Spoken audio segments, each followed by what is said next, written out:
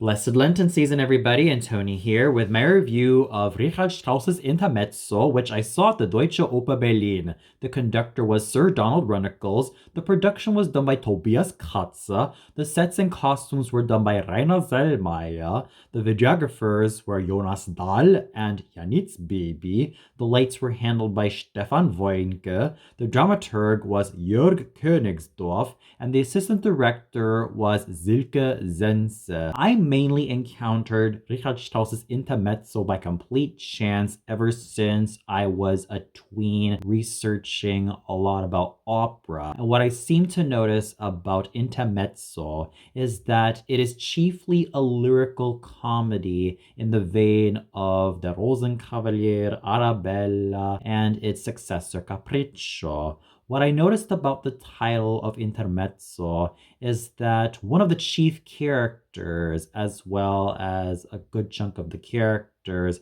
are musicians. More specifically, the conductor slash composer, Robert Storch, as well as the concertmaster, Stroh, in terms of Robert Storch not only doing his career as a composer slash conductor, but also what he does in between, given the term intermezzo, which is basically the pause happening between the first act as well as the second act, or basically the first scene and second scene, which also shows that there is a sort of break in the middle. As in, what we get to see from Robert Storch is not only his duties as a composer slash conductor, but also being a family man towards his wife Christina and their son Franzl, or Little Franz. I've definitely followed this opera ever since I was quite young because of a lot of the star-studded cast, whether they came from Felicity Lott as Christina Storch, or even that of Hanni Steffek or Lucia Popp, or even one of the most prominent interpreters of Robert Storch, Hermann Prey, as well as Annie Felbermayr embodying Anna. This opera remained quite elusive to me until I heard and saw it tonight, that I was able to get a better idea of what Intermezzo was defined by, not only as a lyrical comedy, but also a piece of work by Richard Strauss that does need a lot more attention and appreciation because of its sweeping melodies, as well as its really interesting and engaging story. The basic plot of Intermezzo goes like this. This is set in Vienna, Austria, as well as in Austria in general, and this focuses on the Storch family, consisting of patriarch Robert Storch, who is, as I stated before, a conductor slash composer, his wife Christine, and their 8-year-old son Franzl, or Little Franz. Robert and Christine are bickering, and they kind of have some tension going on with each other, considering that Robert is about to have his recent engagement as a conductor, and Christina is left alone in the home, especially when it comes to taking care of the house alongside their maid Anna, as well as taking care of their young son Franzl. Just as Christina is about to head for her holiday, she stumbles upon the young Baron Lumma, and she recognizes him as coming from a very prominent family, and they kind of hit it off, i.e. have a bit of an affair. This is complete with doing winter activities like ice skating and skiing and just having a cuddly time with each other. But Christina is not alone in having an affair, because she finds out from a telegram, especially delivered by Anna, that Robert, her own husband,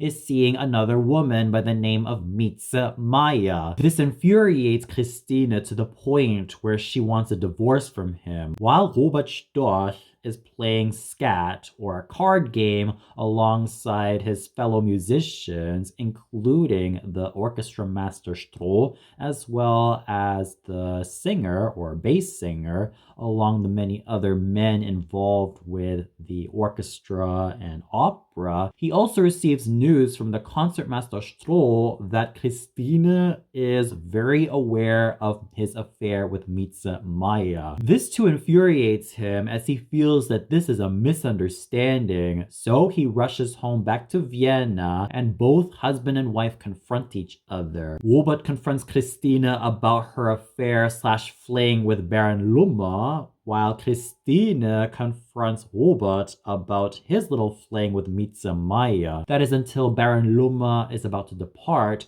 that Christina comes clean to Robert that he was just merely a nice little fling and nothing more. He's still kind of not interesting. He is much too concerned about what's going on with his studies, while Robert basically jokes about Christina's little affair with Baron Lummer, just as Christina jokes about Robert's affair with Mieze Maya. Nevertheless, all ends rather happily, with both Robert and Christina reconciling, and the opera ends with general rejoicing, even despite the misunderstandings and the looming divorce occurring between Robert and Christina. So there are some elements that are quite typical of Richard Strauss's lyrical comedies, such as the misunderstanding between the main pair, as well as some funny mishaps that otherwise become resolved with good results, as in a happy ending, as well as some twists and turns that come along the way. So Intermezzo is quite a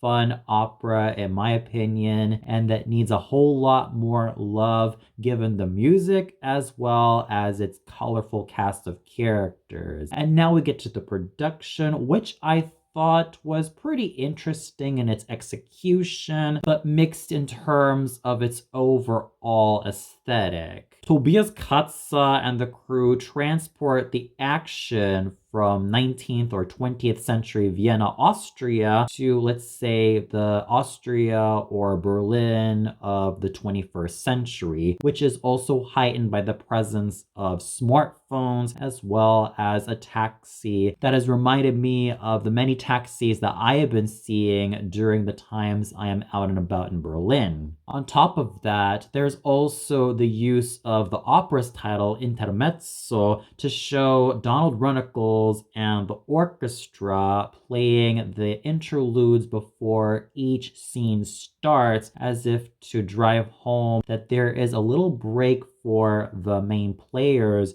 before the actions continue. What's also really fascinating about this production of Intermezzo is the use of various costumes from previous Richard Strauss operas. For instance, there is a scene of Christine and Baron Lummer trying out different costumes, and the first one that she tries out is Marcelin's or Sophie's costume, and Baron Lummer trying out Octavian's costume from the Rosenkavalier to show that there is that innocence between them. And then it gets a little bit more romantically intimate once Christina dons Arabella's frock and Baron Lummer dons Mandrika's getup. Finally, there is sinuousness and intimacy going on once Christina dons Salome's costume, with Baron Lummer being the Johanna on, but at least he still gets to keep his head. Once the divorce is about to be looming between Christina and Robert, she comes in the notary's office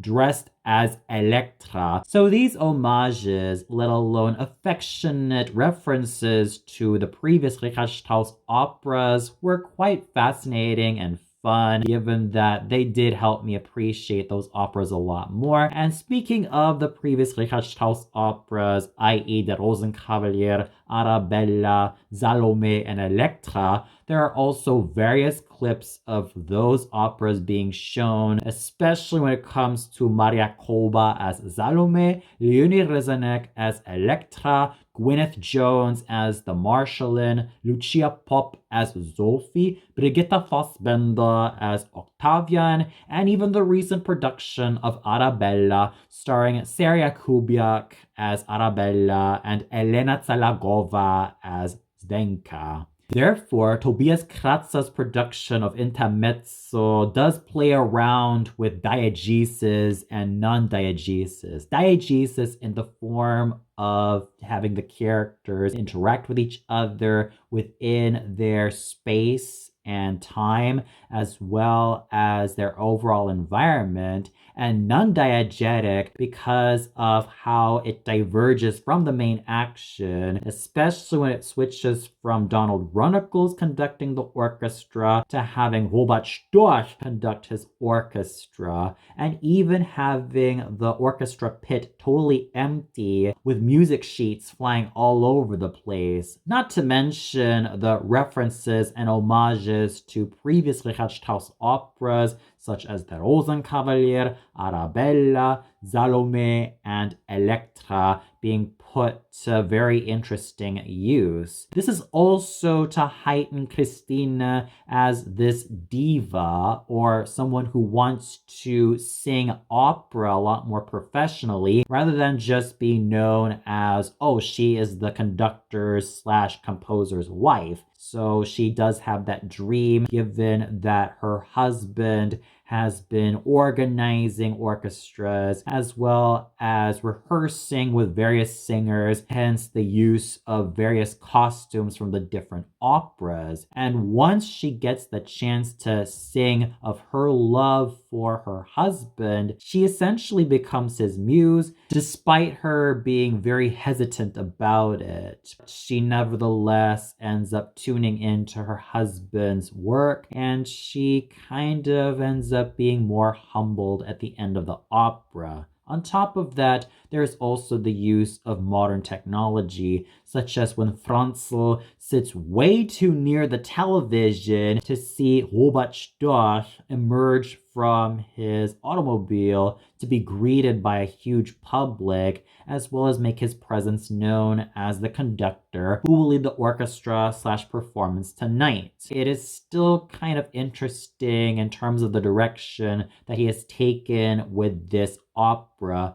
using metatextual references to pepper it in with some very interesting allusions to other operas, as well as affectionate homages to Rosenkavalier, Arabella, Salome, and Elektra to further heighten Christina's diva-like tendencies, let alone her desire to sing alongside her husband or overcoming being known as just Robert Storch's wife. Not to mention naming the airline after Strauss. Once Robert Storch and concertmaster Stroh head back to Vienna was quite funny and a little bit on the affectionately hilarious side. So I know that there are those people who do not like Tobias Kratzer and his visions, but I'm kind of tolerant with his vision of Intermezzo on my best days, even though I do prefer a more traditional production of this opera, but I digress. I could still tell that he and his crew enjoyed themselves in terms of what they were able to come up with, and they were able to kind of have a really good time in terms of what they were able to execute with sufficient interest, as well as a fine and clever homage to a lot of the previous Richard Strauss operas. And now we get to the singers, starting off with Maria Bengtsson as Christina Storch. Christina Storch was created by Lotte Lehmann, who was also the first Dyer's wife, as well as the first composer from the Frau ohne Schatten and Ariadne auf Naxos respectively. So what you could tell from Christina Storch is that she's essentially a full lyric or a spinto soprano role. This is a role that has attracted many a full lyric soprano, such as Felicity Lott, or even a spinto soprano like Hilde Zadek. She's also attracted a great deal of light lyric sopranos, such as Hani Stefek, who was also a renowned Despina, Frasquita, and Amore, and Lucia Pop, who once upon a time started out as a coloratura soprano, but eventually sang a lot more light lyric roles in the 1970s and 1980s. So what you really need in this role is beautiful singing that is graceful, but also effortless when she hits the high notes. What you really need in Christina Storch is a voice that can conquer roles such as Elisabeth from Tannhäuser, Elsa from Lohengrin, Eva Pogner from Die Meistersinger von Nürnberg, Isabella from Das Liebesverbot, Irene from Rienzi, Helvige from Die Walküre, Gudrune from Götterdämmerung, Desdemona from Otello, Elisabetta de Valois from Don Carlo, and Suor Angelica from Suor Angelica, unless I forget about Agathe from the Freischütz, Valentine from Les Huguenots, and Hänsel from Hänsel and Gretel, as well as Contessa Almaviva from Le Nozze di Figaro, Donna Elvira from Don Giovanni, and to some extent Dorabella from Così fan tutte, although many famous interpreters of Christina Storch would head on to sing Fiordiligi from Così fan tutte. Famous interpreters of Christina Storch include Felicity Lott, Lucia Pop, Hilda Tzadek, and Hani Stefek, as well as Judith Howarth. And Maria Bengtsson's performance as Christina Storch was elegant, lovely, sweet, and graceful. She may not have the richest sounding voice or a voice that is totally incisive, let alone a voice that is creamy, but what she has in her favor is a silvery timbre that she had been so renowned for, especially when it came to roles such as Pamina, Constanze, Antonia, and even Donna Anna from Don Giovanni. That silvery quality in Maria Bengtsson's voice was quite a wonderful asset because she was able to bring out femininity, charm, and that womanly appeal that made Christina Storch quite irresistible in her own way. Not to mention, I could tell that she had a lot of fun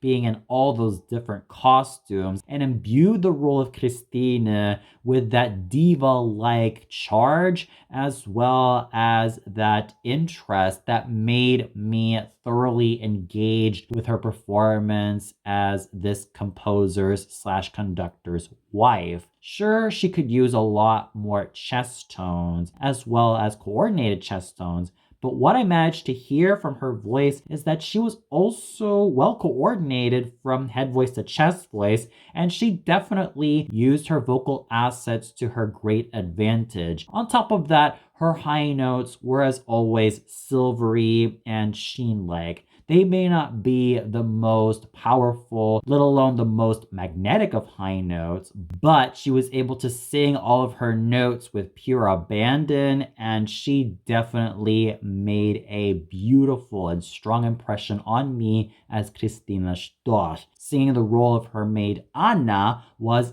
Anna Schöck. Now, Anna, in stark comparison to Christine, needs either a light lyric soprano or a lyric coloratura soprano to contrast with Christina's full lyric soprano voice. Many singers of Anna would go on to sing the likes of Urbain from Les Huguenots, Olympia from Le Comte d'Hoffmann, Cendrillon from Cendrillon, Sir Constance de Saint-Denis from Le Dialogue de Carmelite, the Woodbird from Siegfried, Gerhilde from Die Walküre, the Shepherd Boy from Tannhäuser, Ännchen from Der Freischütz, Gretel from Hänsel and Gretel, Gilda from Rigoletto, and Nanetta from Falstaff, as well as Lauretta from Gianni Schicchi. Basically, a silvery, sweet, and pure light lyric / lyric coloratura soprano voice that can own the role of this maid who is not necessarily a soubrette. And Anna Schöck's creamy and beautifully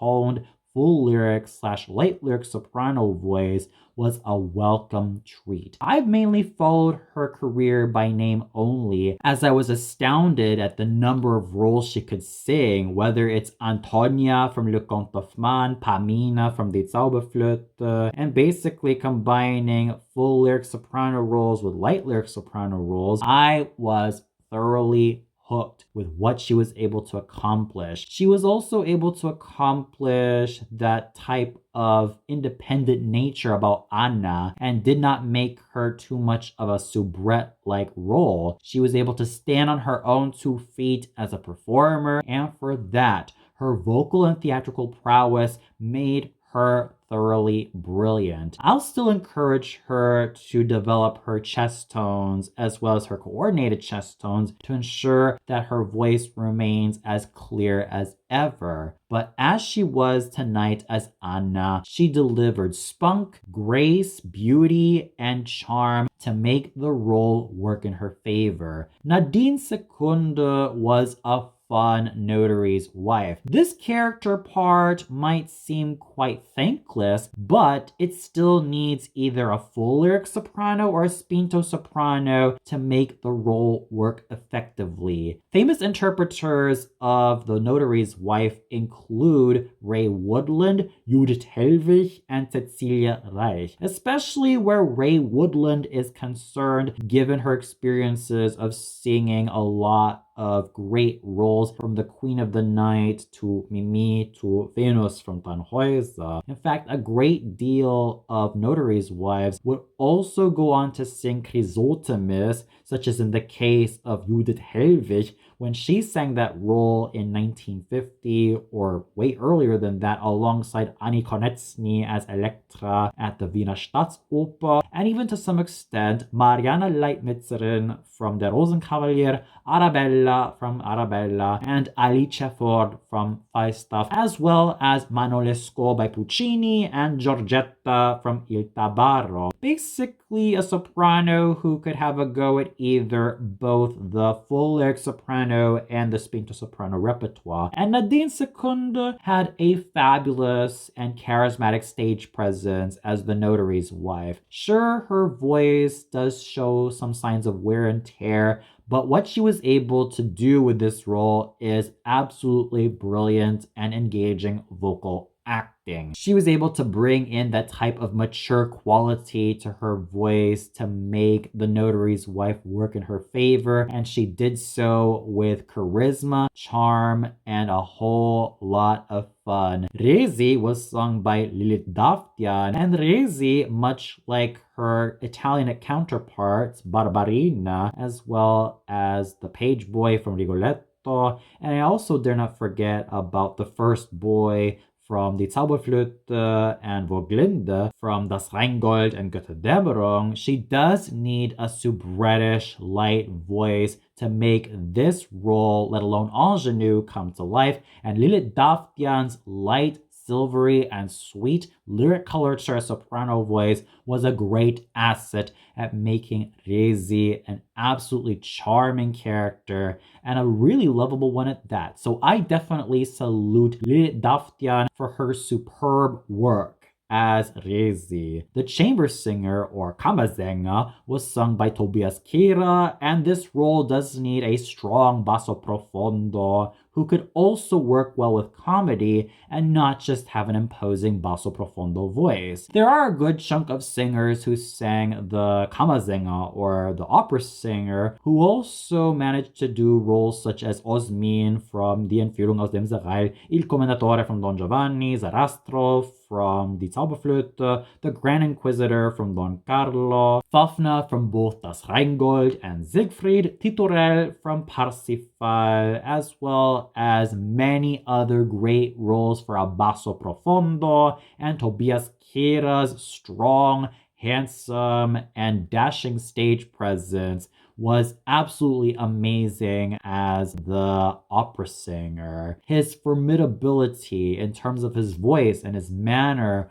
made him thoroughly legendary. There was no signs of wear and tear. His voice continued to be in its great prime, and I salute him for his overall amazing musicianship. The Notary was sung by Gerard Ferreras, and he also does need a basso profondo voice or even a basso cantante voice, who could also use a little bit of nobility to this particular role. There are some singers of the Notary who would also go on to sing König Heinrich der Vogler, König Marke, Gurnemanns, and even Hagen, unless they forget about Don Giovanni from Mozart's Don Giovanni and Sparafuscile from Rigoletto.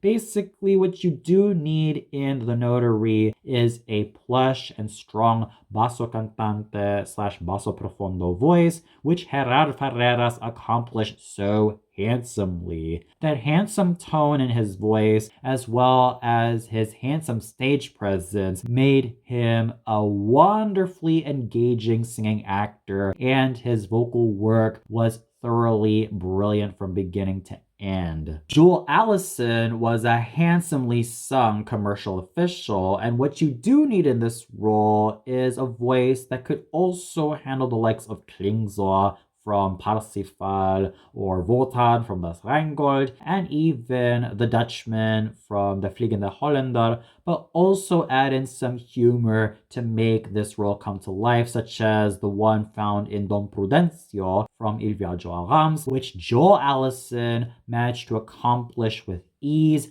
style, virility, and a round, rich timbre that made him thoroughly engaging to witness as well as root for. I continue to admire Joel Allison's vocal richness, and his technique continues to get stronger and stronger with every performance that he is in. Simon Pauli was a strong, handsome, and sturdy justice official, and this role, despite it being quite thankful for a dramatic baritone, still needs him to make a strong impression in this particular character part. There are some singers who would also go on to sing Rigoletto from Rigoletto, Alfio from Cavalleria Rusticana, and Iago from Verdi's Otello, and Simon Pauli's tall, handsome stage presence managed to make the role of the justice official thoroughly charismatic and thoroughly brilliant in his own special way. And I definitely salute Mr. Pauli's continuous vocal strengths to make this character part come to life with a lot of strong technical prowess, as well as a handsome tone that made him thoroughly renowned. Philippe Yekal was a thoroughly engaging and thoroughly charismatic Robert Storch, although I'm still on the fence with his kind of tenor-like baritone voice. And Robert Storch really does need a cavalier baritone or grand seigneur baritone voice to bring in some nobility and virility, as well as that manly quality to make this particular conductor slash composer come to life. Hermann Prey was one of the most renowned interpreters of Robert Storch, given his round, rich, and wonderfully manly yet romantic lyric baritone voice or cavalier baritone voice that had beautiful singing as well as a focused tone. What you also need in this particular role is nobility found in the Herald from Lohengrin, Gunther from Götterdämmerung, Il Conte di Luna, although he's more of a villain, from Il Trovatore, Ford from Falstaff, and Rodrigo di Posa from Don Carlo. And even though I'm still on the fence with Philippe Yekal's overall vocal qualities, his overall theatrical prowess, as well as his stage presence, managed to make him thoroughly engaging as well as thoroughly winsome as Robert Storch. He also had sufficiently fine vocal presence that made him absolutely engaging as well as pretty interesting to witness, although I still prefer a rounder, richer, more virile and focused voice to make the role of Robert Storch come to life. Nevertheless, Philippe Yekal was thoroughly brilliant in his own special way as Robert Storch. Then we get Baron Loma, sung by Thomas Blondel,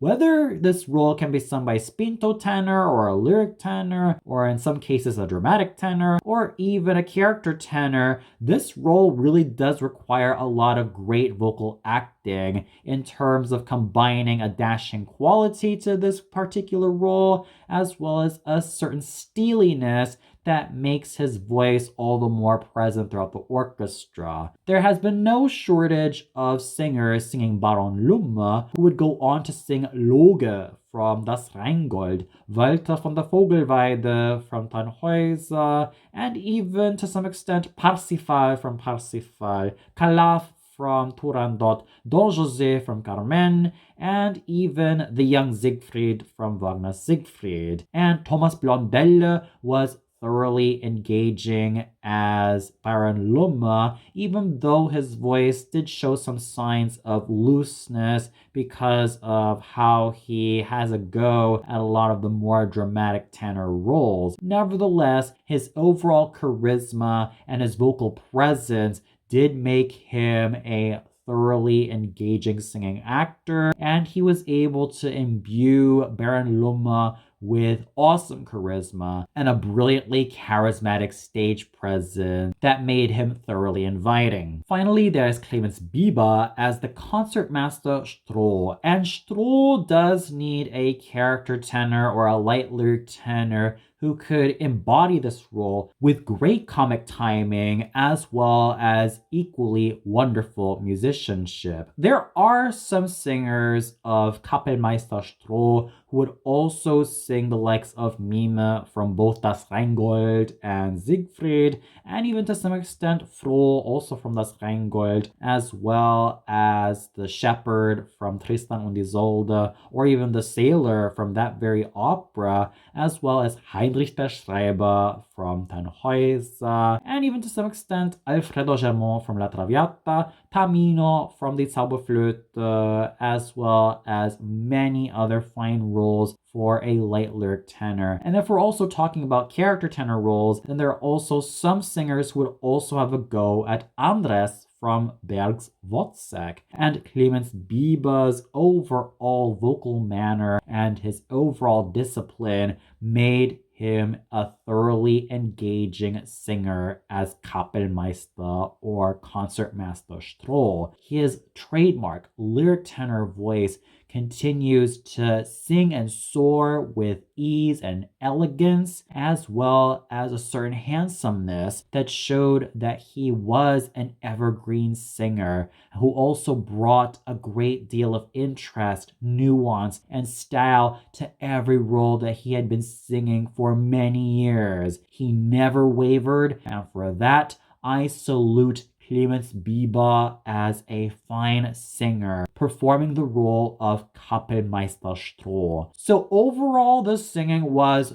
thoroughly brilliant from everybody. Maria Bengtsson was silky and gorgeous as Christina Storch, all thanks to her lyric soprano voice spinning thread upon thread with everything that she had to accomplish, and her theatrical and emotional engagement with Christina was at an all-time high. I also have to give major props to Elliot Woodruff's superb acting as Little Franz, or Franzl, especially when he was able to bring in some impetuousness to the role, as well as a whole lot of lovability. But going back to the singers, everybody was a star. Whether it was the major roles of Robert Storch and Christina Storch, sung respectively by Philipp Jekal and Maria Bengtsson, despite me being still kind of on the fence with Philipp Jekal and his overall vocal production, but still appreciating them as singing artists all the way through, and the superb and wonderful job done by Maria Bengtsson as Christina Storch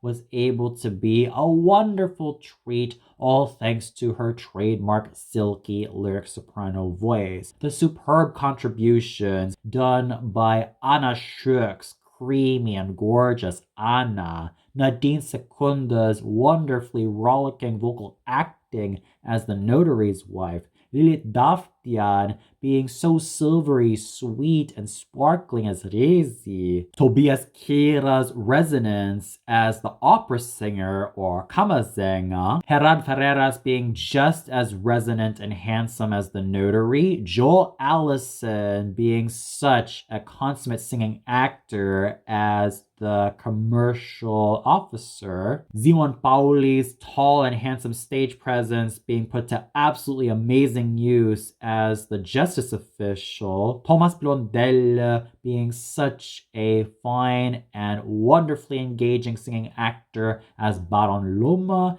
and Clemens Bieber producing such great tones as Kapellmeister Stroh. Everybody was a star, and they were all able to bolster tonight's performance so wonderfully, especially when the united efforts of Philipp Jekyll and Maria Bengtsson as the Storch couple managed to make the evening all the more worthwhile. The conducting done by Sir Donald Runnicles was as always nuanced and thoroughly engaging. I've always loved his conducting work in a lot of the dramatic operas, and this was definitely no exception. He was thoroughly exciting. He ensured that the orchestra remained as vibrant as well as totally charged as they always were. And what more can you expect from the chorus and the orchestra of the Deutsche Oper Berlin? Everybody was a pro, and they were all able to pull their weight through and through. Richard Strauss's Intermezzo at the Deutsche Oper Berlin was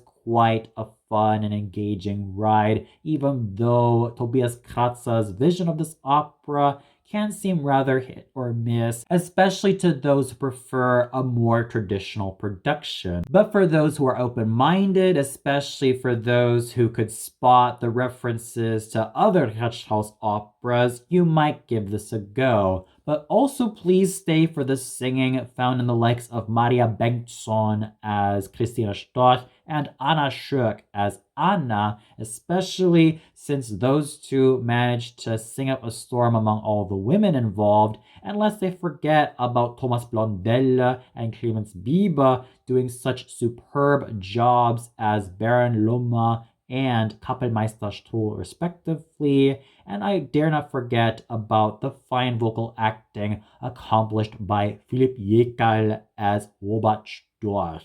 The great contributions, especially done by Tobias Kratzer, Gerard Ferreras, Joel Allison, Simon Pauli, Nadine Secunda, and Lilith Daftian could never ever be trivialized, let alone be taken for granted. I also have to salute Elliot Woodruff for being such a charmer as Little Franz or Franzl.